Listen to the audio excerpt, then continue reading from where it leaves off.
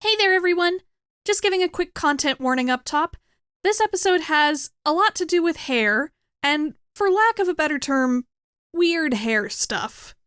This includes a moment where it appears like someone's hair comes off of their head. See the podcast description for timecode details.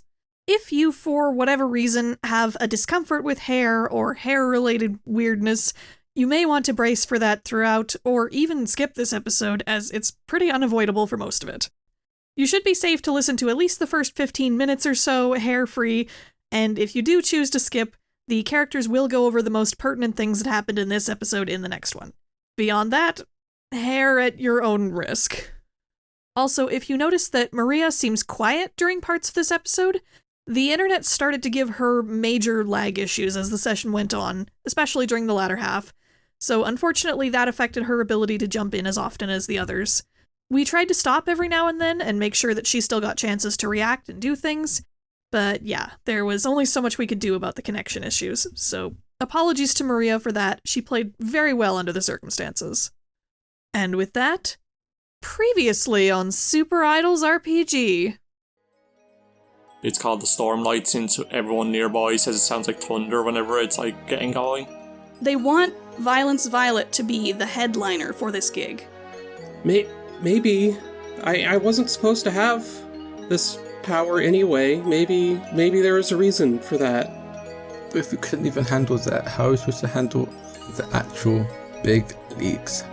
And you can kind of sneak up to the windows, and you get one snatch towards the end where someone says, "This will be very good for Crimson Signal's business interests." And Ann just slumps her head because she's just aware that this is some supervillain bullshit she's in now.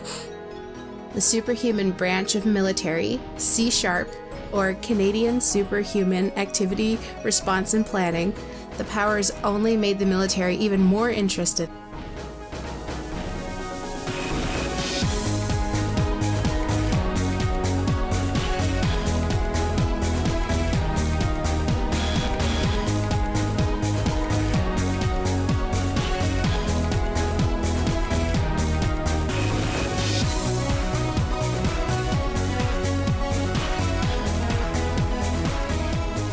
Hey there, everyone, and welcome back to SuperIdols RPG. As always, I'm your GM, ErynCerise, and with me today are Dana. Hello. Maria. Hi. And Drak. Hi. And today we have our second guest of the podcast, right on the heels of the last. It's Joel Ruiz, who produces and GMs the podcast Critical Bits, live streams the game Bellezza Comienza con V, and, of course, the most important podcast ever, Jingle Jangle, a Riverdale fancast. Joel, how are you doing today? Thank you. I'm happy you knew to save the best for last. I'm great, and I'm very excited to be here to play. We're very excited to see what you bring to the table here. Absolutely. It's going to be something. You're not going to be in the session up front, but we will encounter you at some point, let's say. I gave the thumbs up, but you didn't see it. We heard it. It's okay. We heard the thumbs up. Yeah. You could hear my intent. Yeah. All right. So leading in, today is Tuesday. It is the first day back at school after the Labor Day long weekend, and the first day after the incident on Saturday. You haven't gotten to speak to each other in person yet today, since everyone has different classes, and you aren't exactly sure what to say to each other anyway. You're not sure what the protocol here is. The Untitled chat has been very quiet since Saturday. But Valerie, you know you need to contact at least some of the other club members before the end of today, because you talked with Grace after your conversation with Mary the other day, and they set you up with a venue tour of the Stormlight today after school, and you would rather not be the only one who gets to check out the venue in person. Yes. Unfortunately, the person that was going to be doing the choreography was Evangeline, and still don't want to talk to Evangeline. Yes, and even if you did, she's one of the only ones of you whose secret identity is not a secret, so she's kind of in trouble at the office today because she beat up 3 teenage girls over the weekend. Oh, yeah. So you couldn't even get in contact with her if you wanted to. And you're not even really sure where to find Queen Bee, since you don't really know what her real name is or what classes she's in. Mm-hmm. So that leaves you with Jaiden and Ann left to get in contact with. How do you go about wrangling them?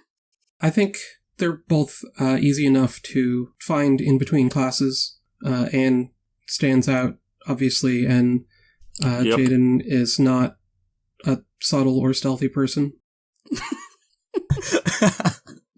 I mean, you're not wrong, I guess.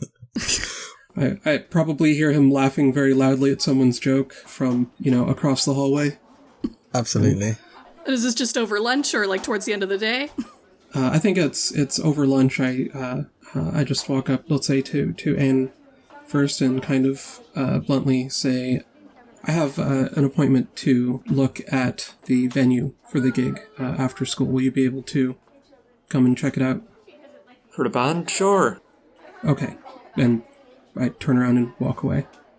And then a little bit later, I walk up to Jaiden and say the same thing. I have an appointment to look at the venue for the gig. Will you be able to check it out as well? Oh, yeah. Okay, good. I turn around and walk away. With no indication of where or when to meet you for either one of them. Oh, I should, yeah. Yeah. No, I like it that way. So let's just assume that this all works out somehow. So you end up sort of maybe in front of the school after school, waiting for the two of them, and you congregate, let's say. Valerie would have found the first opportunity after school to find somewhere private to transform, and was already transformed before everyone meets up.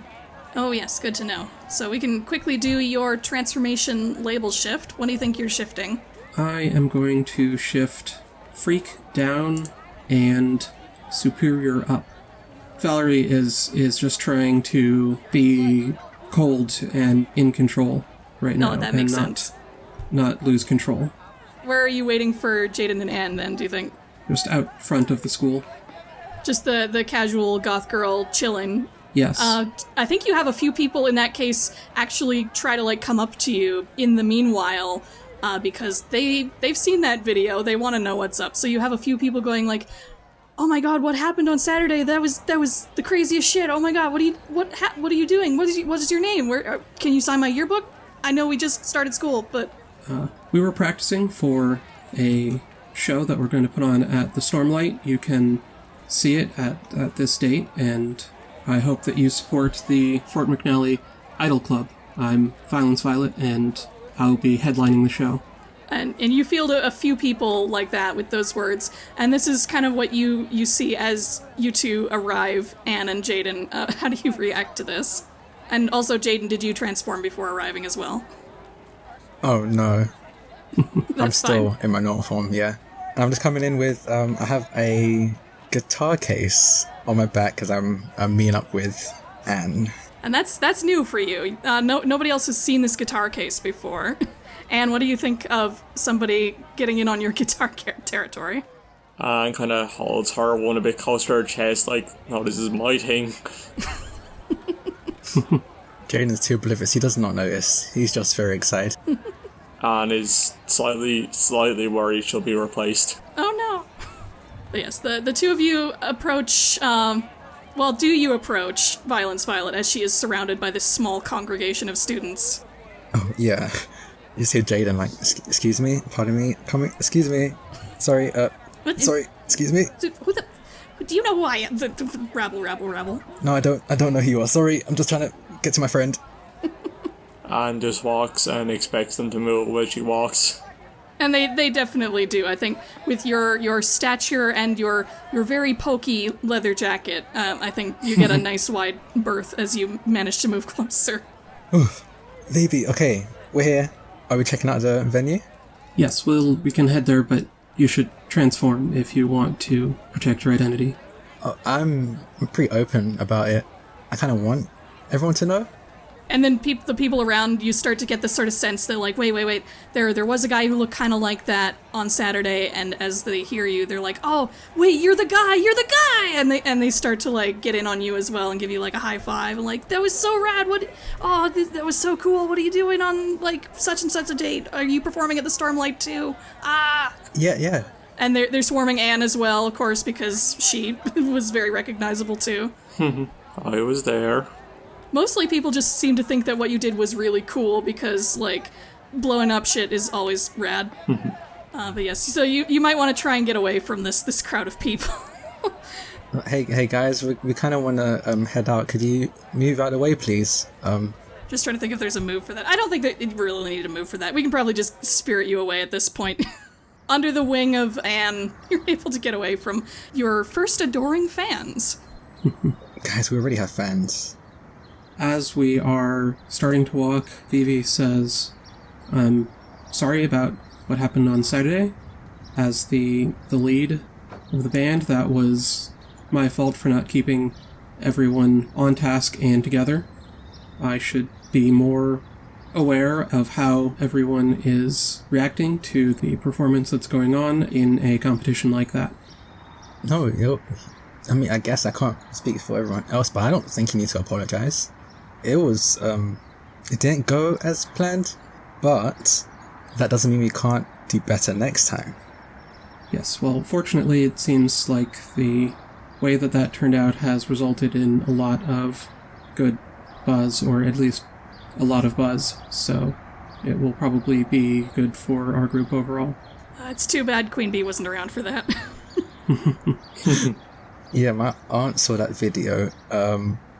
Yeah, she was definitely worried, but at the end of the day, I think we're probably gonna make more mistakes, but failure is the first step to success. That's what my mum used to say. Anne looks towards Valerie and just goes, "Jaiden said we'll have to do better next time. Just remember that." I am definitely going to do better next time, and I expect everyone else to as well. I can promise you that. Yes, that's the only way that we're going to make it as a group. Anne just nods and stops talking, which is something Maria's not good at. Aw. And I think there's a bit more of this talk, a bit more awkward silence as well, kind of on the way as you sort of make your way to public transit, which can take you downtown. And we're going to fast travel to downtown. We are, of course, heading to the heart of Cadence's Neon District, which is Deckard Street, as we so put it in a previous episode.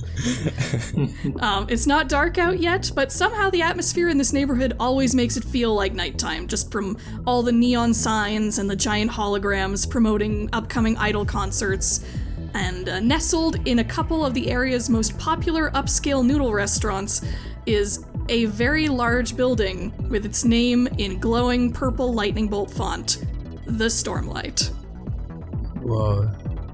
This is my first time seeing it. Yeah, you've probably seen, like, pictures of this in, like, the brochures or info websites about Cadence. This is probably a big tourist spot just because of how flashy this area is, but it is a sight to behold in person. And we get to perform here? Yes, I've been to a few shows here.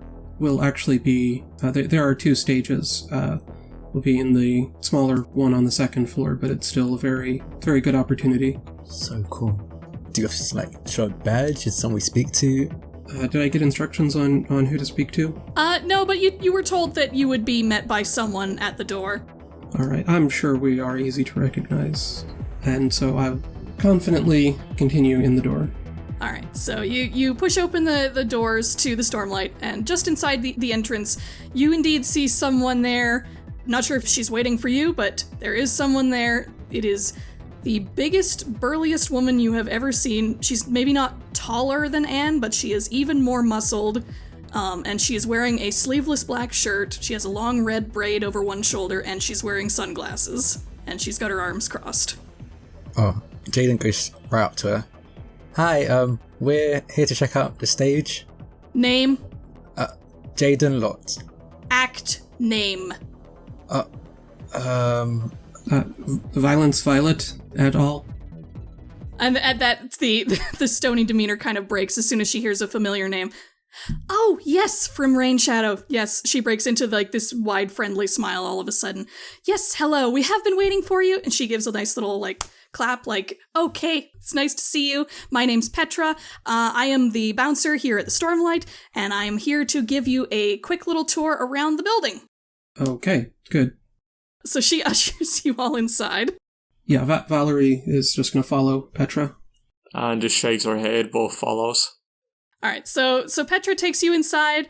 She gives you a quick peek at some of the basics, like, I don't know, where the washrooms are, front of house stuff, fire exits, all that stuff. And she brings you up to the big double doors that lead to the main performance area. This is not where you're going to be performing, but she wants to show it to you anyway. So she pushes these big double doors open, and inside is this cavernous 2-story tall performance space.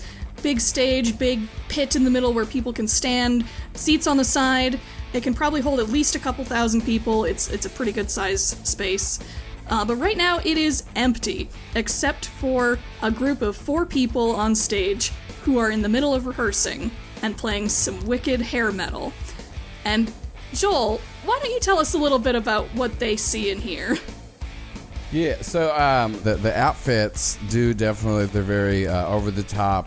A lot of pleather, a lot of studs. Everyone's sleeveless, and like the hair metal is the genre we're playing. But when you look closer, the really interesting thing is like our hands are holding instruments, but the actual instruments are mainly being played by all 4 of the members' hair.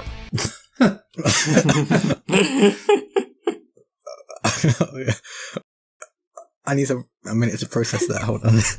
Yeah, I told you weren't ready for this. You get it, right? So, Yeah, critical beats in our SuperIdols. What? This is just me. Did you expect me to bring Joel Ruiz on this show and not do something like this? Aaron pitched all of this to me, honestly. This was but yeah, so that's what you see. They all look fairly normal as far as you can tell, except for the fact that their hair is working, as but yeah, so that's it. It's pretty straightforward. Just your average hair metal band. It's a hair metal band. Vivi's like calm mask kind of breaks for a moment as she just looks horrified at this. Jaiden is very confused, but also very curious. Ann looks to Vivi and Jaiden and just mouths, "What the fuck?" Jaiden just shakes his head like, "I don't know." Petra, who are they? Petra's arms are still crossed. I don't think the whole time that she's been giving you this tour, her arms have been uncrossed, except for like the one time at the beginning. And she gives a nod in their direction. She's like, "Oh, they're a new but hot and up and coming group. They're called the Extensions. In the middle there, that's their leader, Twiddle. He calls himself Haircules. And then the others, I think they're what are they? Megadoo and Weaver, Dreadful. They all have names like that. They're a little weird. They're a little out there, but that's kind of what people like about them. They're kind of rad." I'm trying very hard not to just like, okay. Haven't heard. Okay, I mean, I'm kind of into what they're playing. The hair thing. Never mind. I get my aunt said if I don't have anything nice to say, not say anything at all. This is the worst thing I have ever seen. Do you say that out loud? Yes. Petra frowns like, hey, no bad mouthing the talent, all right? Everybody's on the same side here. To each their own. And as you watch this, the Extensions kind of come to the end of their current song, their current set. And Joel, do any of them notice these people who are watching them from the door? Yeah. I think Twiddle does. He's the lead singer.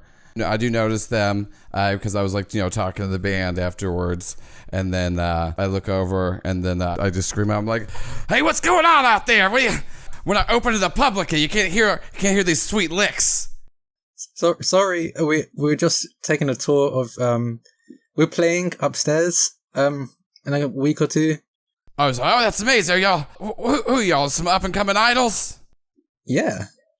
Yes. Yeah, so I think Twiddle's will hop off stage, but by hopping off stage, the hair extends down and to where he can kind of just he's lifted up by the head and the hair, and then is gets on the ground level off the stage and then walks towards you, and the hair is just long and flowing, but can definitely it looks like it can extend as well as play music. Oh, extension! Oh, I get it now. And the rest of the bandmates followed in similar fashion. Probably Dreadful has these amazing dreadlocks that reach out like spider legs and come after you, after Twiddle as well, and all the rest in similar fashion. Jaiden absolutely flinches at Dreadful, but tries to keep himself composed, just tries to hide it. Yeah, we're just going to be playing upstairs to a couple of weeks, so we're just checking the place out. Really liked your set. Oh, thanks. So what kind of music y'all play? Y'all get down with the, metal? We're still figuring out our group sound, but I'm Violence Violet, and I usually perform gothic or symphonic metal. Well, nice to meet you, Violence. I'm Jaiden. I guess I do a little bit of everything. I like to think I'm kind of versatile. All right, that's good. That's always always just mixing it up. Jaiden, and who we got here? Ann, punk rock. Okay. Well, that's all right. Well, hey, we're doing some practice, but if y'all want, maybe come out see our show tonight. Can we? Yeah. Yes. I want it. Can we? Are we allowed to do that? I didn't buy any tickets, so I meant to have tickets. Petra's face goes down I don't know, no tickets. Even if you're talent, that's a pretty strict ticket system here. I look at Petra, and I was like, "Hey, come on now, look at these little, you remember back in the day when we first came here. Hey, and I'll tell you what, I'll do your hair up tonight." And her eyes kind of sparkle even behind the sunglasses. You're like, do you want to try that French braid we've been talking about? Oh yeah, that's Of course we're gonna do the French braid. And I think as we're talking, I think Megadu, his hair starts to braid with yours, and is turning your hair into a French braid. And he's fussing over Petra's hair, oh, you've let it get so dry again. Come on, you know better than this. And she's like, I know. I've been meaning to get the shampoo. I just haven't had time.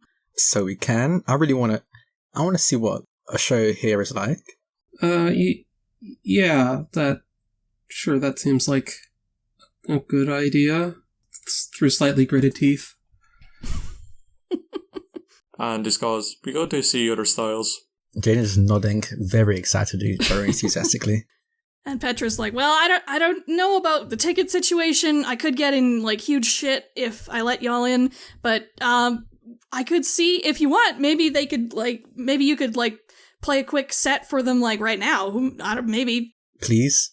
Yeah. That sounds. We finished up the set that we're practicing for tonight. So I think they all hair their way back to the stage, and start tuning it up to get ready. I love / hate that's a verb. I hate it. Yes. So I think they'll just start playing again, and just finishing up the rest of their set. The entire time, Jaiden's clapping and cheering. He's one of 3 people in the crowd, but he's screaming like he's in a whole concert. Vivi's just watching and kind of has to acknowledge that the music is good. It's just everything else is horrifying about this. And it's just kind of touching her hair and looking at them just contemplating it, contemplating stuff. Alright, so you play a song or two, you manage to sufficiently get everybody's nerves over the weirdness of this situation, and you play extremely, extremely well. It's clear that you've been at this for a while. Maybe you're new to this scene, but you're not new to the music scene in general. It's very clear. There's a lot of talent on display. So once it ends, Jaiden is still cheering, still clapping. That was awesome. Okay, I've seen a lot of groups, But I haven't seen many that could do that with their... Okay, I haven't seen any that can do that with their hair. Yeah, I mean, this is kind of just our thing. We have, we're from a different town than this is normal. Wait, does everyone in your town do that with their hair? Did I say? Yeah, I don't know if you've ever told me what town you're from. Like, where are you from? Like, I'm from, like, Minneapolis myself originally. Like, where do you come from? Oh, did I say that this is no... sorry. Anyways, yeah. What was it? I didn't quite catch that. I said it. No, you didn't. Wait, what? Did he he say something? Did I miss it? Weaver's like, he said it very clearly. You just didn't catch it. That's... Yeah. Could you say it again, please? I don't know. I guess I got distracted. I don't think he should have to repeat himself, says Weaver, and she gets, like, a little, like, huffy, and her hair, like, twirls itself. I'm sorry, I didn't mean to be rude on you. Sorry, okay? Hey, sorry. It's not a big deal. I just, sometimes I kind of forget, you're not, like, who are you with again? You're not, like, associated with any of, or sort of organizations, are you? We're the Idol Club of Fort McNally High School. Oh, okay. Yeah. Organizations? All right, well, that's great then. High school, yeah, so that's, all right, so you can't be, you're not old enough to be in, okay, yeah, this is perfect, everything's fine. So, yeah, what kind of stuff do y'all do to kind of shift the conversation? Well, I mean, now that you just said that you're shifting the conversation, it kind of makes me not want to shift the conversation. Sounds like someone's trying to pierce the mask, maybe. I mean, can I? I don't think I've already get it. I'm pretty sure I've got... oh, no, I'm not angry. Yeah, well, actually, yeah, I should probably say that everybody can clear one condition since they're solo sessions. You can clear a condition of your choice. Okay. Yeah, I'm going to clear afraid. Actually, no, I just saw someone hair their way towards me. I think I'm still kind of scared. Fair enough. I'm going to go with guilty. I'm not guilty anymore. Good. And Anne was nice and clear of conditions, it looked like, to begin with. Yeah. Anne is doing peachy. I cleared insecure, but I'm still guilty. Okay. All right. Anyways, so, Jaiden, if you would like to pierce the mask on Twiddle, that would be a mundane roll. It's not going to be good. Was it right? Yeah, it's a miss. Ooh. So on a miss with pierce the mask, I guess it's just I get to... Well, in this case, let's let Joel decide what happens with a miss here. So, okay, here, what were you going to try to do, like, when you were pierced? Like, what were you going to try to gleam out of me? Just trying to figure out, I guess, why you're so reluctant to tell us where you're from. Okay. Are you dangerous? Are you scared of someone? Should we be scared of you? I agree. So I want to roll now to try to do the not so different after all. Sure. So that's going to be rolling with Freak. And the description for that move is when you talk about your home, roll plus Freak. On a 10 plus choose 2. On a 7 and 9 choose 1. We'll get to the options depending on what it is. I got a 9. All right. So I am going to pick the mislead them about your home and take influence over them. All right. I like this. I mean, of all people, it makes sense for it to be Jaiden. So I just look at Jaiden. I'm like, here's the thing. So I am from a town in Texas where everything is bigger. That's where the saying came from. It's called Biggerville, and so our hair comes from the oil of Texas. We're all Texans from Biggerville. And that's I don't you of course have heard of it. Yeah, I think yeah, I'm pretty sure I have. Perfect. I'm not really from here, so everything's new to me. Exactly. Who's from anywhere? So that's why we're here. And your bandmates kind of nod in agreement, like, "Yeah, Biggerville was great. It was amazing, and definitely a real town." Biggerville. Maybe we can go play there eventually. Petra kind of nods, is like, "Oh yeah, I think I might have a cousin from Biggerville." We all have a cousin from Biggerville. It's bigger.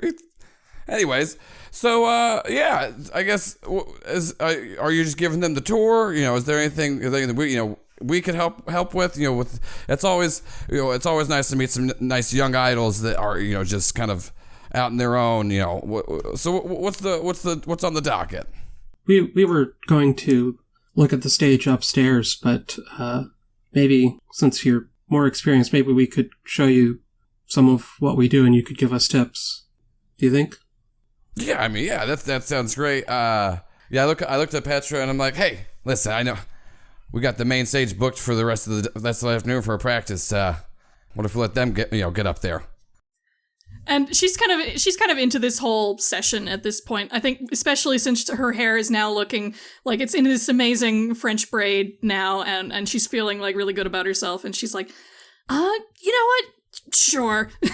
I think since no one else is here, it's fine. And I think you're right. Given some young up and coming high school idols and an opportunity up on the big stage would be great for them. I think you know what you're talking about. I think it's going to be awesome. Let's do it.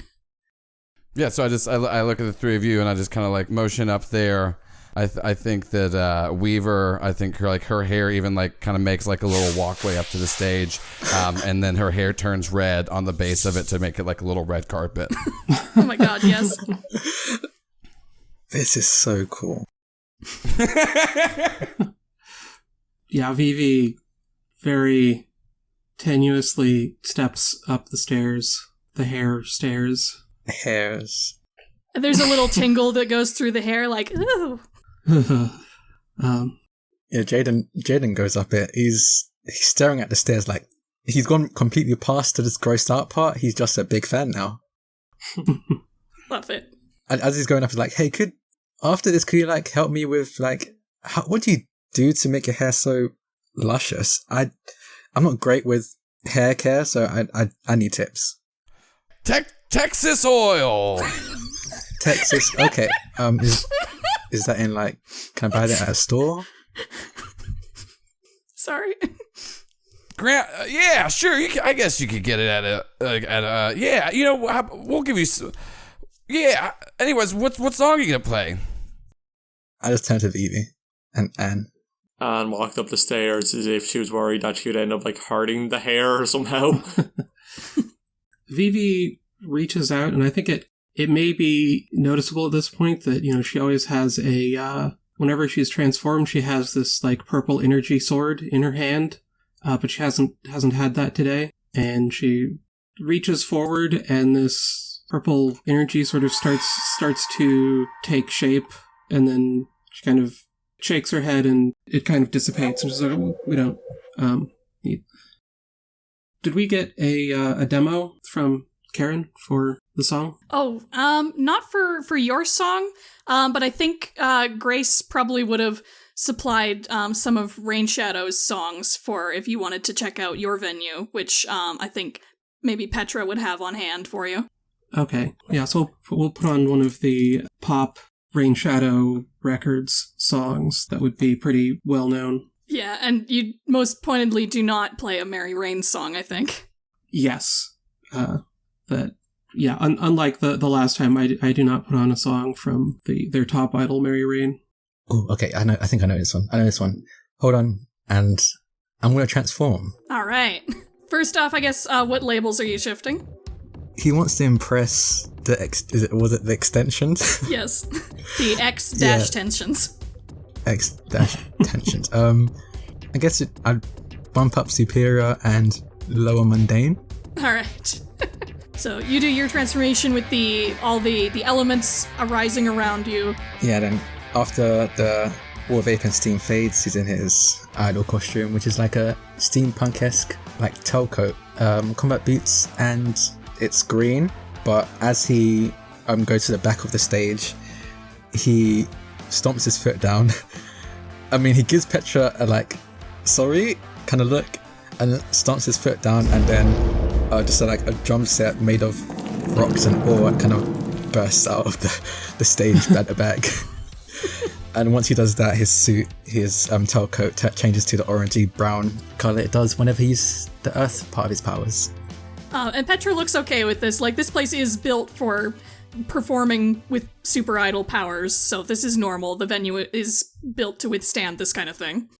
Yeah, but Jaiden's just like apologetic he's just constantly apologizing, even after it seems like she's fine with it. It's like, I'm really sorry, I just don't know how to play any other like drum set. I always have to conjure it. I know, It's sorry. fine, If it's you need to fine, pay for you're the damages, fine. I will.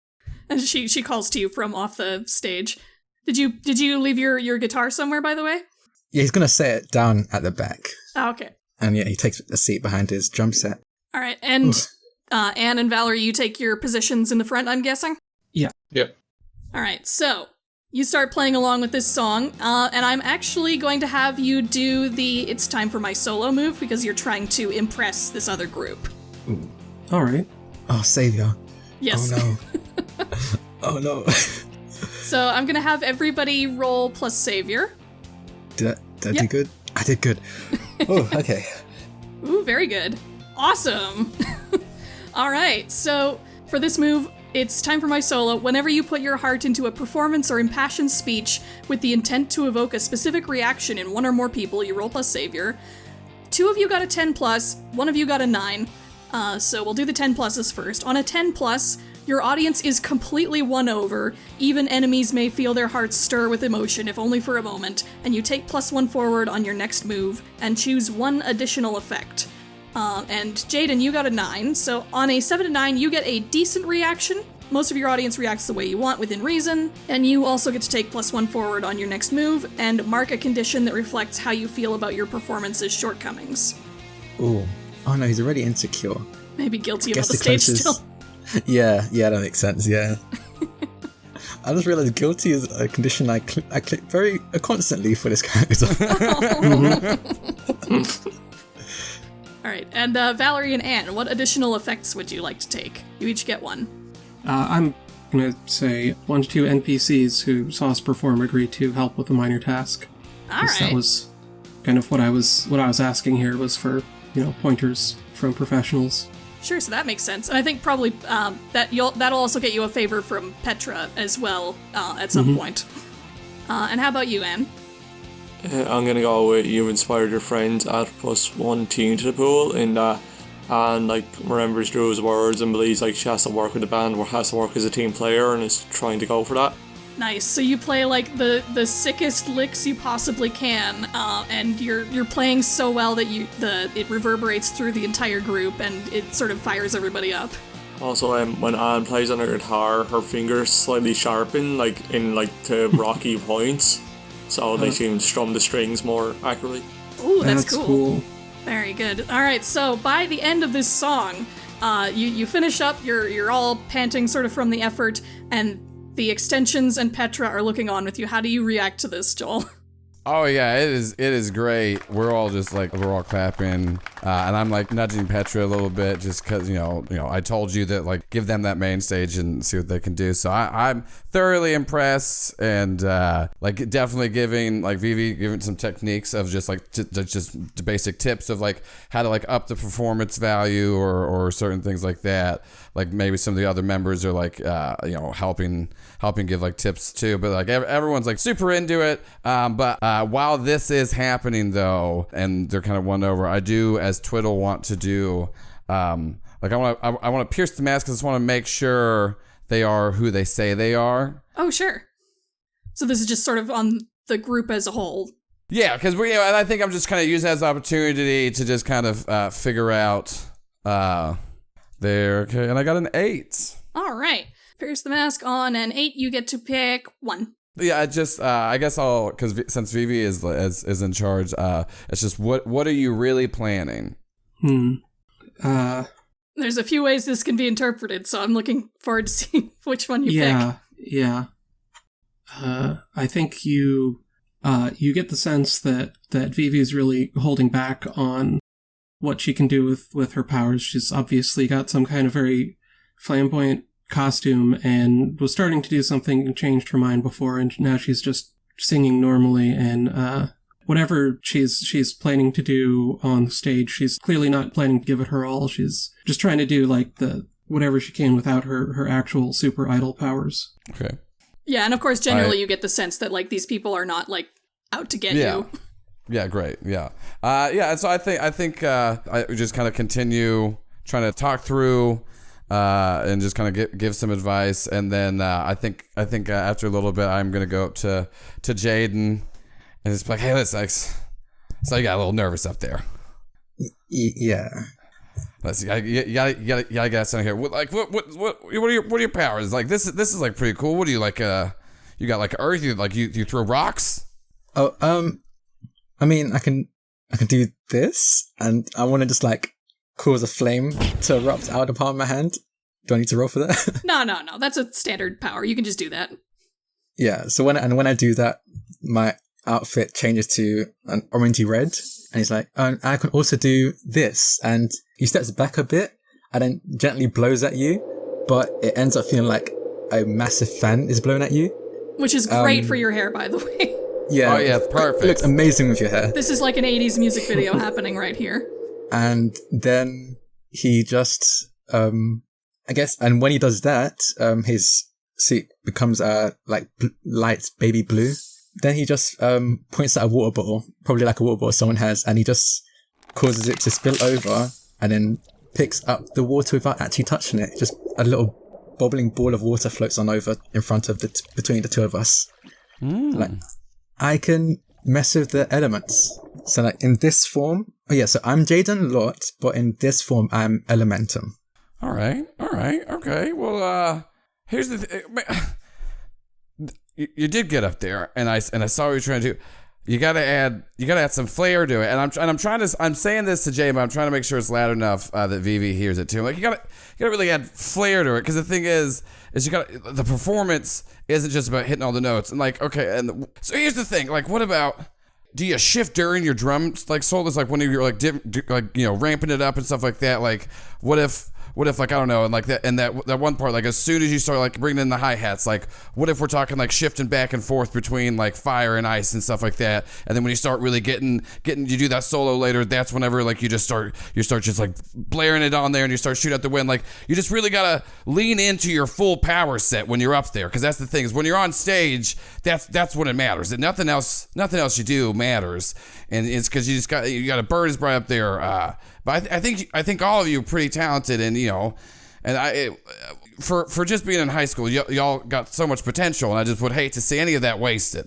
You know, that's actually really good advice. Yeah, maybe like every time I hit like a hard beat, I can have some flames erupt. That's a good idea. Thank you. How are the other two of you reacting to this? Because I know these are some interesting words to be hearing after what you went through on the weekend. Vivi just looks more guilty and says, "Yeah, I guess we have a lot of potential."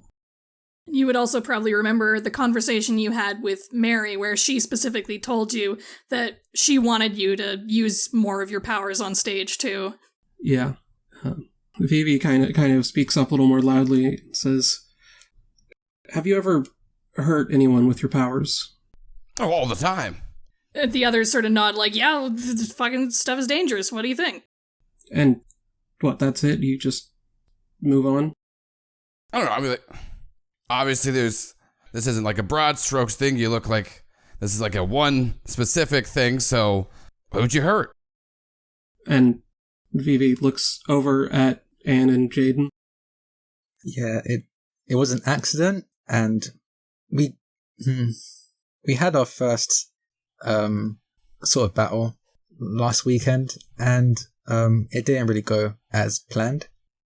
Anne is just kind of staring like a hole like in the side of the ground, because she just doesn't want to look up and talk about the topic of who once while hurt. It's just like looking anywhere but the group.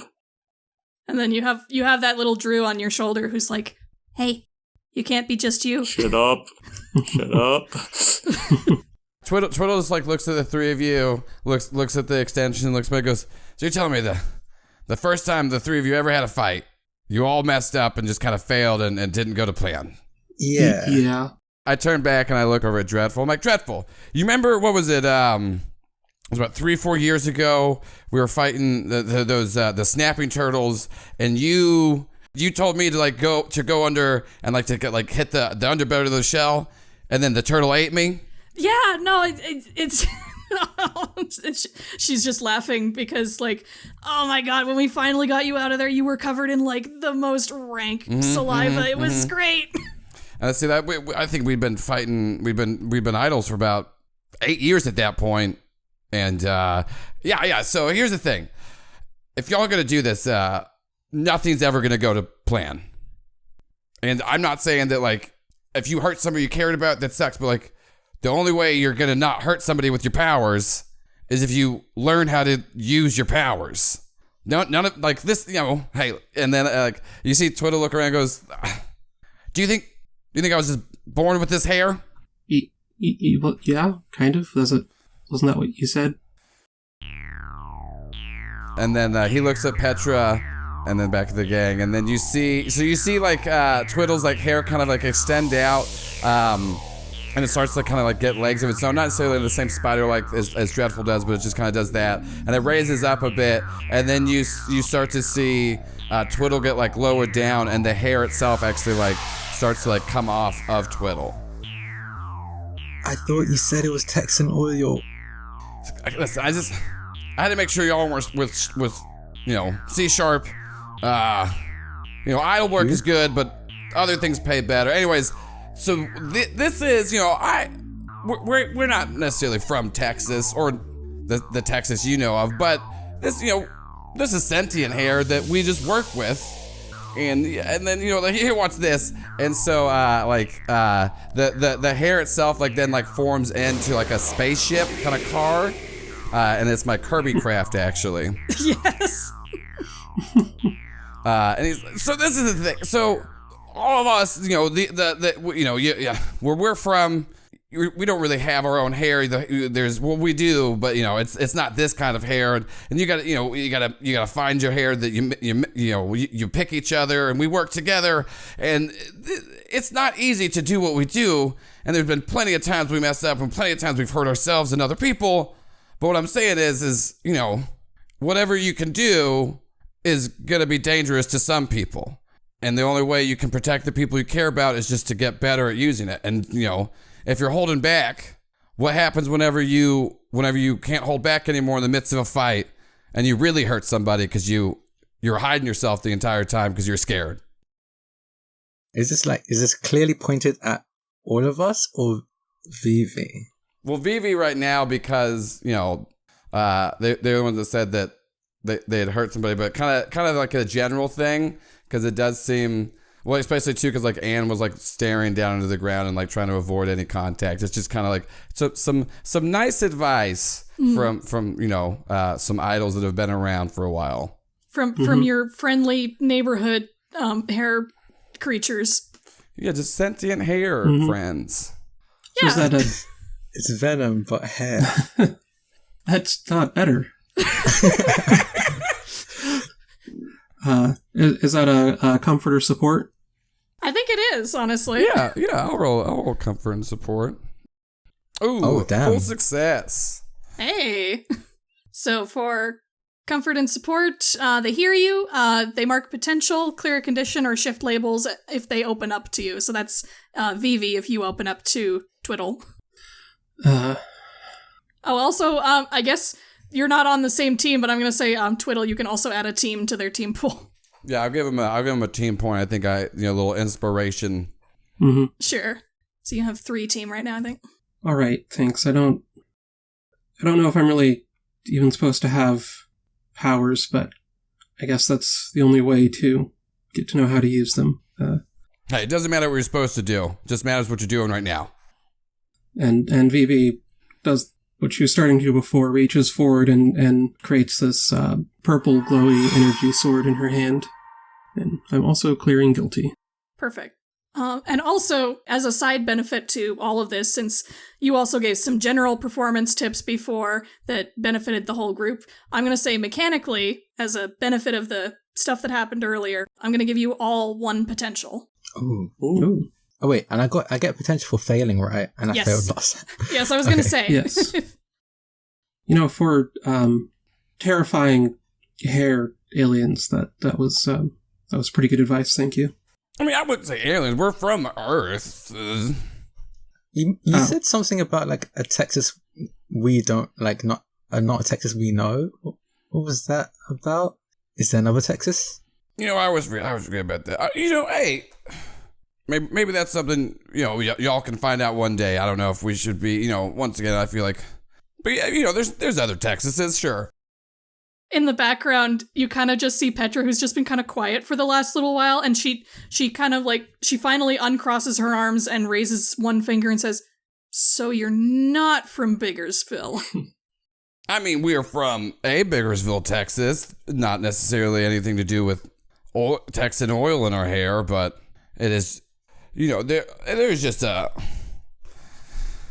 I mean, I guess we already showed them. Like, I look at the rest of the group, I'm like, I guess we already showed them the hair, so I guess we could just tell them. Yeah, tell us what? Yeah, tell us. And just as you're on the verge of telling them, actually, the doors behind you at the other end of the performance area burst open. And because Petra has been a little bit delinquent in guarding her post, some people have entered the building who probably weren't supposed to be there. It's a small group of people in very sharp-looking suits. There's about 3 of them. They all have expertly coiffed hair and sunglasses. They have that very, like, Men in Black look to them as they stride through the room. And you can see one of them is brandishing a badge in hand that says C#, and they are striding down towards the group. Twiddle Haircules!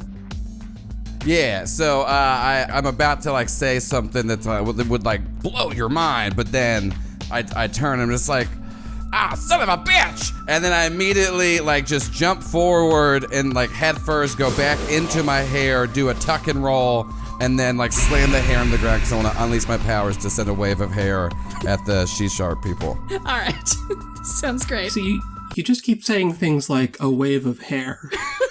Yeah. How do your powers work? I got a 12. Oh my god. I don't like how skilled you are with your hair. So go ahead, you may overcome an obstacle, reshape your environment, or extend your senses in any way you want.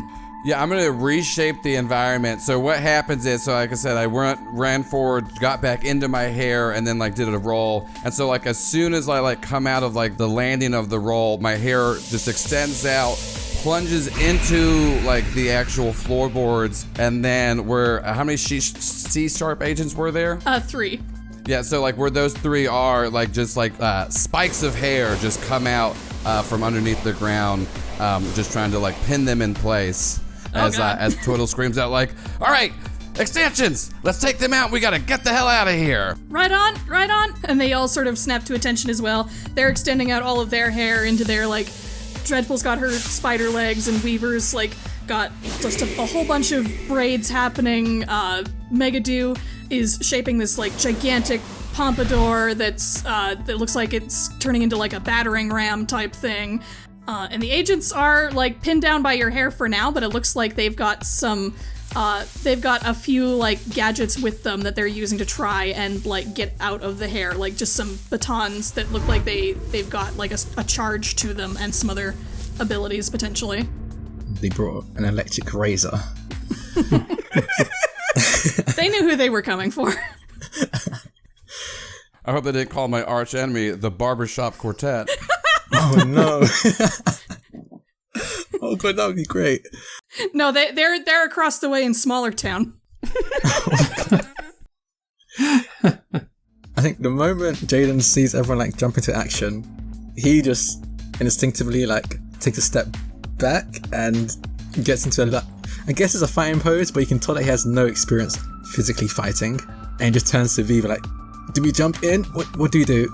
I'd like to assess the situation here. I'm just sort of trying to figure out what's going on in this situation right now. Sounds like a good idea. So, that and +1 from the previous roll. Yes, you do get your +1s for all of you. Good, I needed it. So you got a 7. So on a assess the situation, for a 7 to 9, you get to ask one off the assess the situation list. What here can I use to blank? What here is the biggest threat? What here is in the greatest danger? Who here is most vulnerable to me? and how could we best end this quickly? What here is in the greatest danger? It would definitely be the band itself, the extensions. Clearly they are being targeted here. C#, you don't know much about them because they're a very hush-hush kind of organization, but you know that they're not to be trifled with.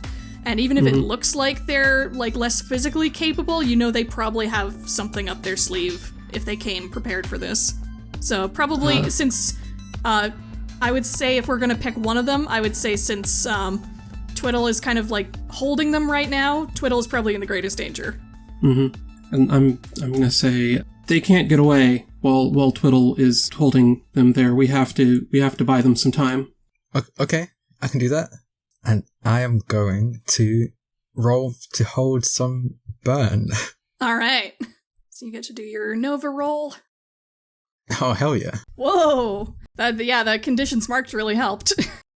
Yeah. Yeah, so you rolled a 14 on that. So you get your 3 burn. And are you using a flare now? Or are you just getting the burn for now? I'm going to use a flare now. All right, which one are you using? Worship.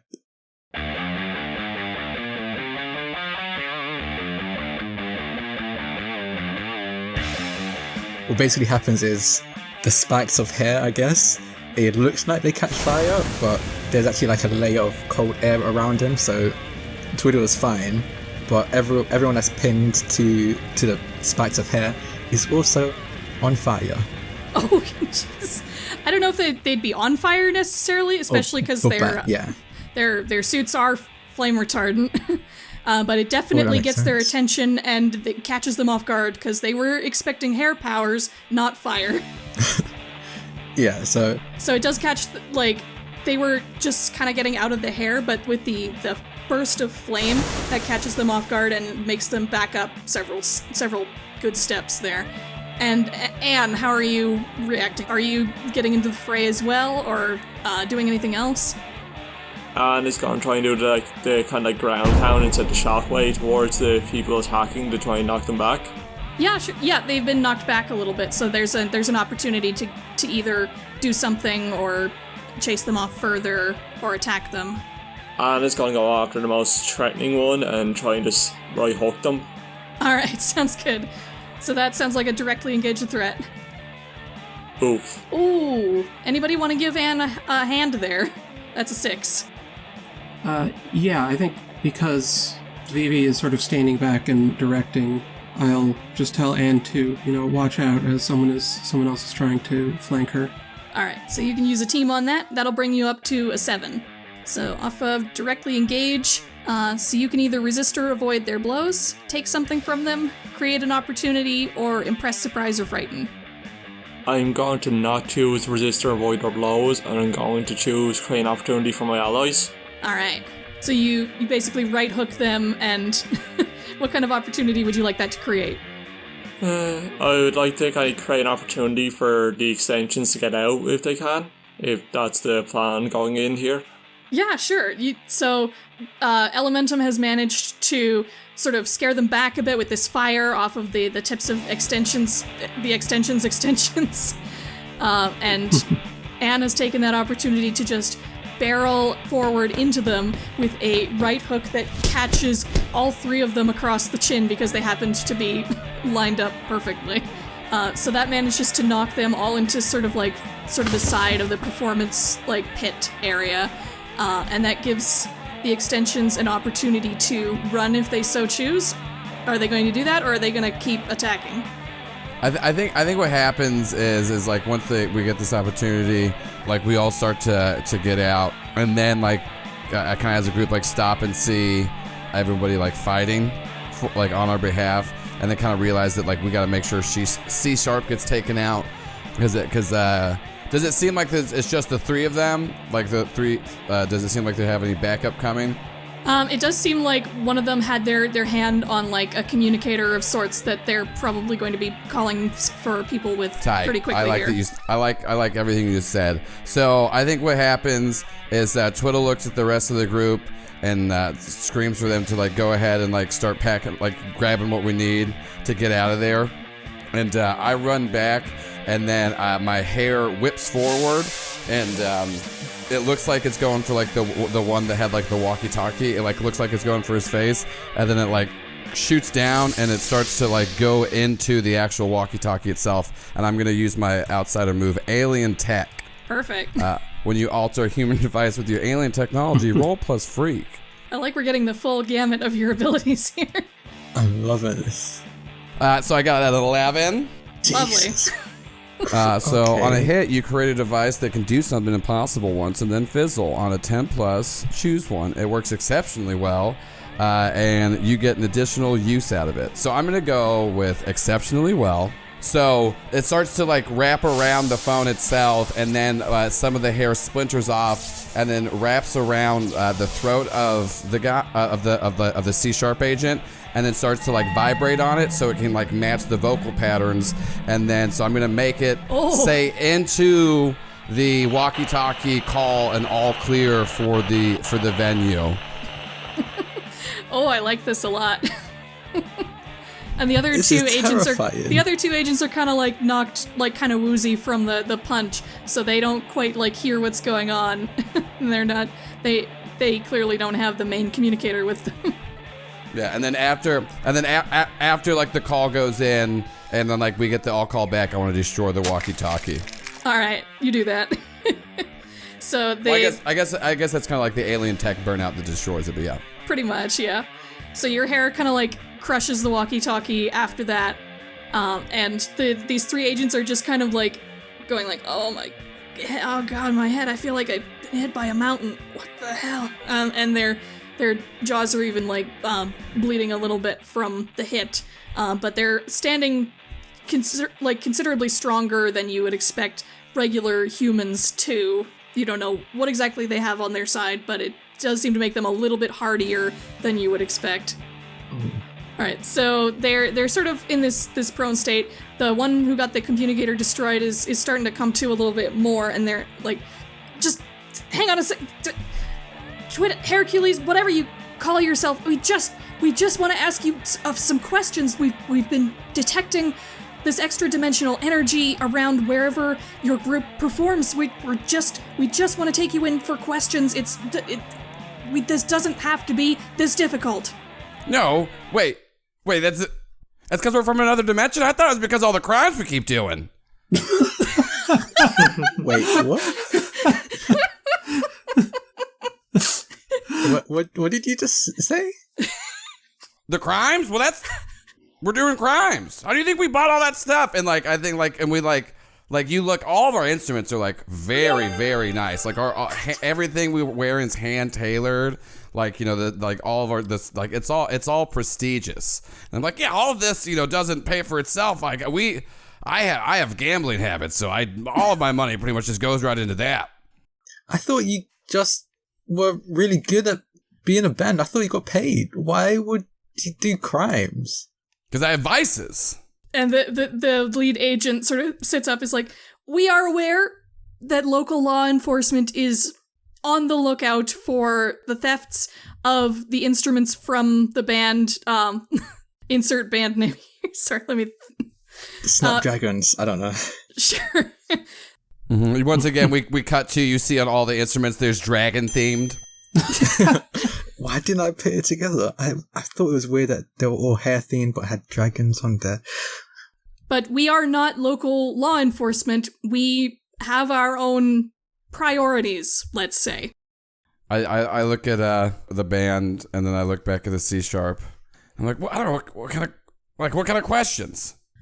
Like, explain extra dimensional energy. We can't really talk about it in front of literal high schoolers, but we need just something, anything. This is an important, sensitive area of research.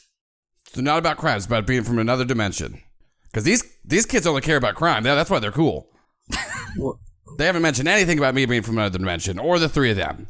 I mean, we didn't even know. And crimes? Admittedly, it would be against protocol to ignore crimes when you're directly admitting to them, but we are going to take you in whether you want to or not. How about we come in willingly and you wipe out all the crimes that we committed Ooh, that's a good tactic, actually. Because do you want me to roll something? You want me to roll provoke? Yeah, this would be a good provoke, actually, because you want them to do a specific thing. Can I be like doing? Because I have the passive move Alien Ways. Whenever you openly disregard or undermine an important Earth custom. So yeah, it's like you, in favor of one of your own people's customs, shift superior up and any other label down. So can I be doing that because I'm undermining, the justice system and Sure. And then I'm gonna go mundane down. Great. And then I got 12 to provoke. Perfect. So on a provoke, someone susceptible to your words, they rise to the bait and do what you want. Pretty much I just want to strike a deal that if we come in and answer questions about being from another dimension, that they will use their powers to wipe out our record. And I do not make the terms that we will stop crime, but I don't mention that we won't stop crime. And they sort of they consider this for a moment, and they know that they probably shouldn't accept this deal, but they also really, really want to speak with you about this and possibly other things. So eventually they do nod and agree and all right, we accept your terms. Come with us willingly. Don't just, as long as we can talk about the dimension that you come from, how this all works, how this all works, and he gestures to your hair car, whatever it is. Then I think we have a deal. Yeah, I look at him, and then I'm just like, all right, well, I guess there's only one thing I can say. Let's get on the bus. And then my hair forms into a Kirby Craft bus, and it opens up, and then the rest of the extensions get in, and then I motion for C-Sharp to get in. Oh my god. And they all look very unsure, but they nonetheless get in with you.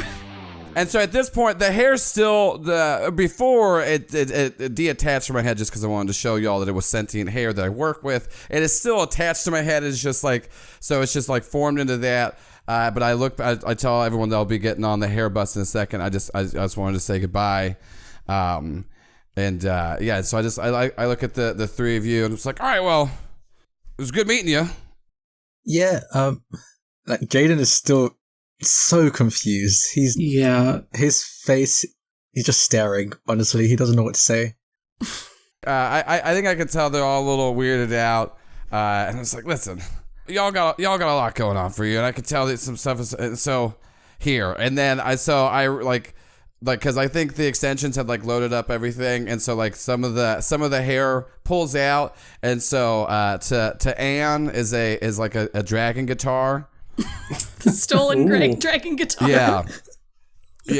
Yeah. So to Ann is a dragon guitar, and then Jaiden, you get a pair of drumsticks that have one has a blue dragon and one has a red dragon wrapped around it, and then to Valerie, a microphone is extended out to you, and it's really it looks like the hilt of a sword. And the actual mic stand itself looks to be an over, so it's a really cool badass metal mic stand with where the hilt of it is the microphone, and just looks like that. Vivi's eyes go very wide as she takes that. She's trying to stay cool, but that looks very cool and metal.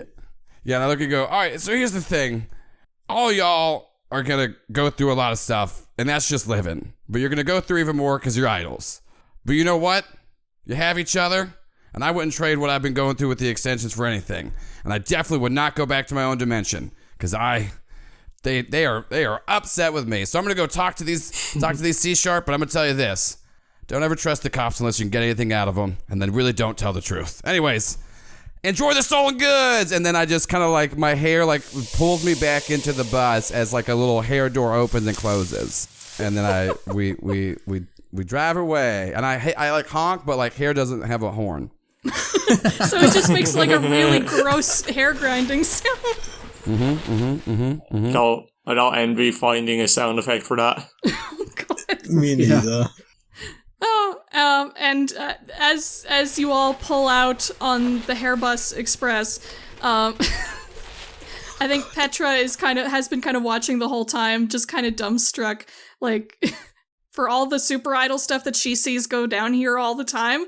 this is definitely outside of the realm of her normal experience. Oh, Petra does get a text saying we will be back for our 9 p.m. slot. Okay.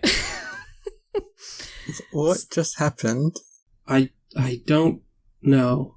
Anne?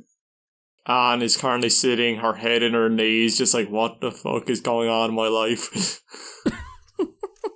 The little Drew on your shoulder, like, pats your head like, it's gonna be okay.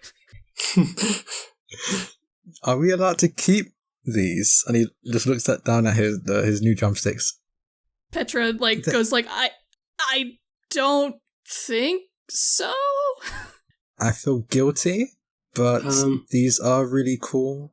We should probably get these back to, or and I look over at Patrick and can you just get these back to the people they were stolen from? I guess I don't know Sure. if they go here.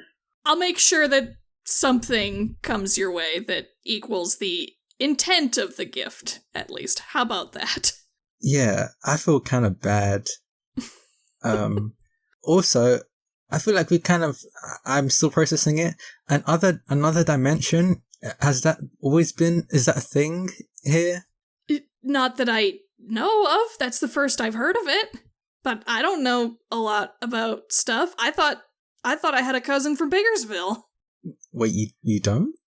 I don't know, man. I'm questioning a lot of stuff right now. I mean, it might not be the same Biggersville.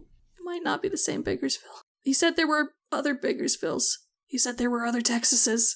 Oh god. More than one Texas. Oh no. I think, let's check out our stage. I think we need to do, I need to do something normal. Yeah, let's go check out the stage. Yeah, why don't we take you up to the stage you're supposed to be at? And Petra kind of weakly waves you to follow her upstairs with her to the smaller venue. The whole time, Jana's like, so Texan oil doesn't work. Okay. Just writing that very dutifully down somewhere. You go up to the smaller venue. You have kind of a weirdly low-key look around the actual venue. It's, of course, kind of hard to focus after everything that just happened.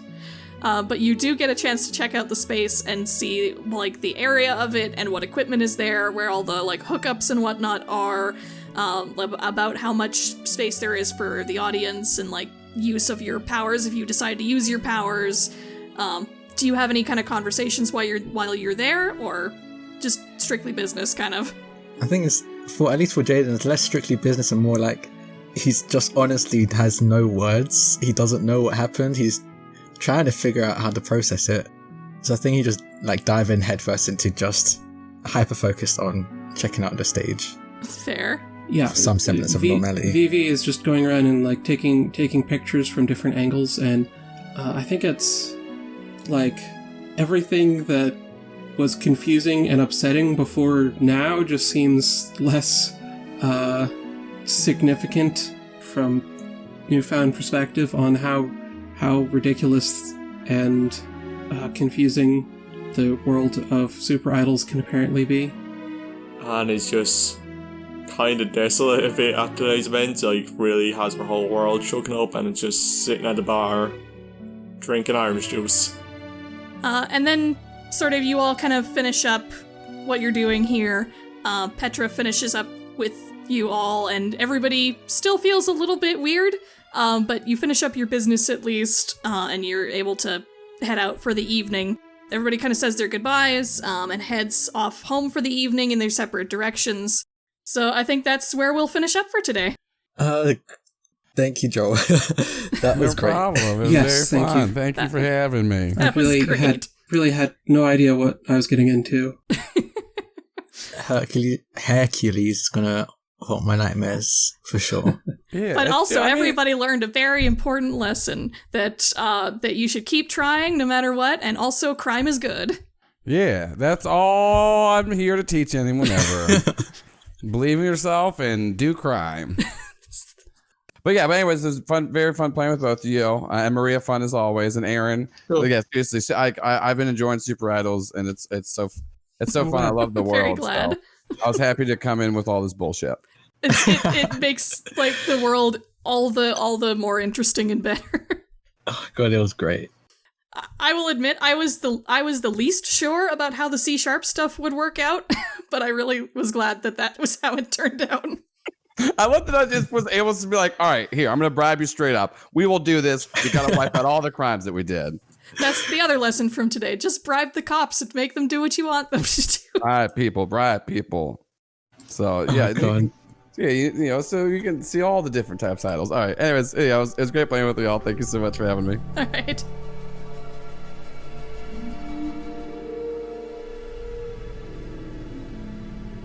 All right, and as everybody is heading their separate ways back home, Anne actually is heading through some of the darker streets of the Neon District, back in the direction of where she lives, and it is a little bit dark by this point since you spent a while at the Stormlight, but as Anne wanders through the streets, she can sense something following her. She's not sure what, but she can feel something. Sort of feels like it's creeping. And picks up her pace, kind of like moving quicker as she hopes to just get home, and this feeling will just be her own paranoia. And she keeps hurrying down the street. It seems to be a slightly less populated area of the district. The holograms start to get fewer and further between, and as she passes by a particularly shadowy corner where the streetlight seems to not be working quite so well, she feels a cold chill behind her. Even through the granite skin, it feels sort of like a cold moisture, like a fog almost. And if she turns around, she will see there is a massive fog behind her that is roughly person-sized. What the fuck? And out of this fog comes a brief flash of red light, and against your chest is what looks like a red card that sort of almost magnetically attaches to your chest and causes a surge through you that seems to like completely stop your ability to like move at all. Please let me have my hands free so I can knock the fuck out of you before you fucking kidnap you or whatever. And you hear a little like soft, deep chuckle from inside the fog. Now that wouldn't be any fun now, would it? And a pale hand reaches out from the fog, and a finger curls, and you can feel your body kind of pull itself forward into the fog. And just like grits her teeth because she doesn't want to scream because she has that whole internalized bullshit going on, so she doesn't want to feel weak, but just gritting her teeth as she still tries to struggle. And as you get pulled through the fog, you find yourself in a cold void, along with Drew is there as well, and Drew has the same card on his chest, and he says, "Ann, what's going on?" And turns towards where she thinks voice is. You lay a fucking finger on him, I will swear to God, I will murder every single person you know. And a voice rings out in the void. Oh, don't worry, we're not planning on harming either of you. Just making sure that you won't be a problem for us.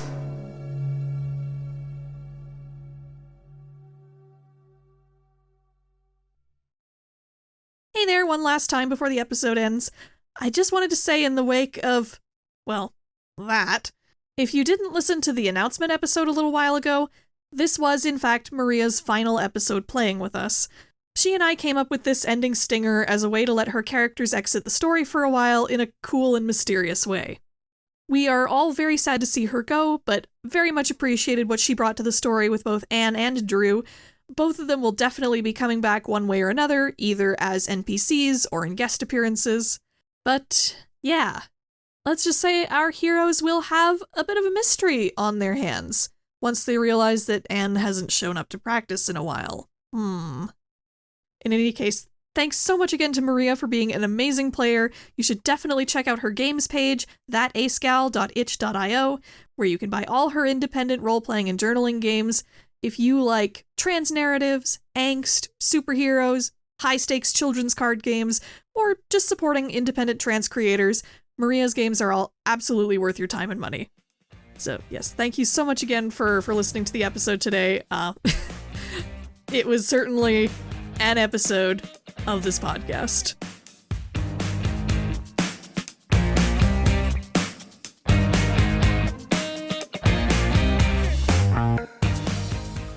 Thank you so much for listening to SuperIdols RPG.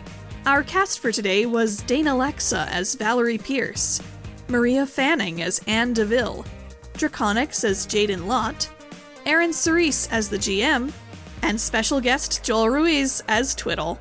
Special thanks go to today's featured VIP patrons, Liv, Noreen, Apple, and Rain Crystal. This campaign is played using Masks, a new generation, written by Brendan Conway and published by Magpie Games, with custom moves by ErynCerise and Zach P. Our opening theme is Le Chevalier Noir Instrumental by Cyborg Jeff, and is used under license from Gemendo Music. Our ending theme is Born to Drive Me Crazy Instrumental by Lance Conrad, and is under license from Storyblocks.com. All other incidental music and sound effects for this episode are licensed from Storyblocks.com, freesound.org, and the YouTube audio library. If you liked this episode, please consider liking and commenting on the YouTube upload, or leaving us a review on your podcasting platform of choice. You can also support this podcast monthly on Patreon at patreon.com/ErynCerise, or through a one-time donation on Ko-fi at ko-fi.com/ErynCerise. SuperIdols RPG is a proud member of Be Gay Roll Dice, a network for RPG podcasts made by LGBTQIA+ creators. You can check out all the great independent queer shows on our network at twitter.com/BeGayRollDice. Stay tuned for promos from our network partner Dice Will Roll, as well as another cool podcast you should check out, A Couple of Characters. Thank you all for listening, stay well, and goodbye until next time. Come listen to Dice Will Roll, the gayest Pathfinder podcast on the planet. We ask the hard questions like, is it morally acceptable to kiss a goblin? Is it cool to use spell slots to warm up leftovers? Would the gods be mad if I wrote slashfic about them? We're a group of 4 friends who play Pathfinder 2nd Edition every week and go on adventures like none other. We've just launched our brand new season, Extinction Curse, which follows the adventures of the Circus of Wayward Wonders, as they put on the greatest show in all of Golarion and uncover ancient secrets and long-forgotten foes from a bygone era. If you like circuses, clowns, and a little bit of magic, come check us out, and make sure that no matter what, you keep it rolling.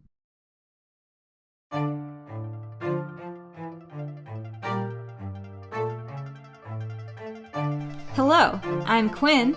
And I'm Alex. And we're a couple of characters. We discuss topics related to creating characters for role-playing games. We talk about fun characters we've created. And give advice about how to make your own quirky characters. Check us out every other week, wherever podcasts are found.